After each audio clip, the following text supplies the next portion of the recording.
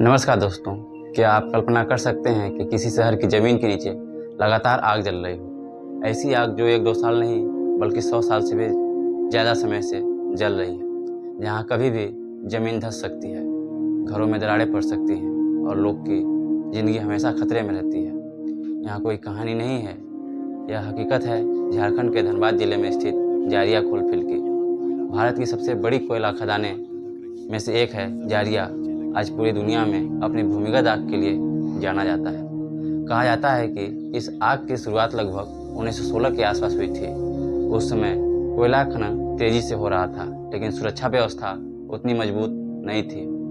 खनन के बाद कई जगहों पर कोयले की परतें खुली रह गई। धीरे धीरे कोयला हवा के संपर्क में आया, उसका तापमान बढ़ा और फिर उसमें आग लग गई। समस्या यह थी कि आग जमीन के ऊपर नहीं बल्कि जमीन के नीचे लगी थी और यही वजह है कि इसे बुझाने में बेहद मुश्किल हो गया। अब सवाल यह है कि आखिर यह आग इतने वर्षों से बुझ क्यों नहीं रही। दरअसल जमीन के नीचे फैली कोयले की परतें इसे आगे को लगातार ईंधन दे रही हैं। सुरंगें और दरारें के माध्यम से ऑक्सीजन भी मिलती रहती है, यानी आग को जलते रहने के लिए जो कुछ चाहिए वह सब जमीन के नीचे मौजूद है। इसी कारण यह आग दशकों से लगातार फैलती रही है। इस आग का सबसे बड़ा असर वहाँ रहने वाले लोगों पर पड़ा है। कई इलाकों में जमीन धंस चुकी है, कुछ जगहों से आज भी गर्म धुआं निकलता है। लोगों को सांस लेने में परेशानी होती है। प्रदूषण लगातार बढ़ता जा रहा है और हजारों परिवारों को अपना घर छोड़कर दूसरी जगह जाना पड़ रहा है। सोचिए, जिस जमीन पर आप रहते हैं उसी के नीचे आग जल रही हो। हर दिन डर के साए में जीना कितना मुश्किल होगा।